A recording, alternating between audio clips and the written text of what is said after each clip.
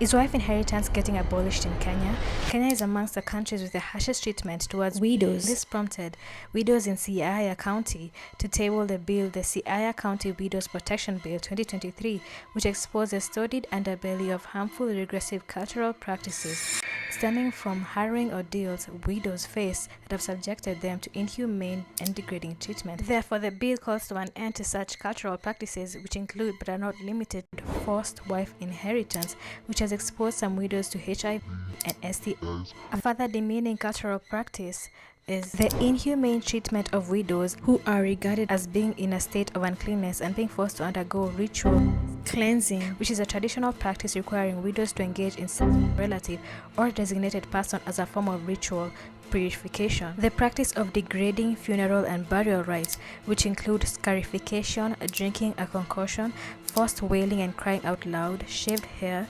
restriction on diet and dress code, being forced into isolation, not shaking people's hands as is a taboo, the use of demeaning words to address widows, social stigma and the false accusations of killing their husbands, and lastly the denial of the right to inherit and eviction from the matrimonial home, property and farm, and being treated as an outcast for refusing to conform to cultural practices. The widows have thus rallied for support and are clamoring for the following rights: the right to equality and non-discrimination irrespective of age and marital status, right to access of health and social justice, which includes receiving 50% of NHIF contributions as may be required from county governments, and lastly they seek the creation of a widow fund that will be used to fund education and training of widows, which will ultimately protect the welfare of widows. In 2022, the UN passed a resolution on widowhood and laid out the following measures to ensure welfare of widows, such as ending discriminatory laws that disadvantage widows. In that same year, the High Court in Meru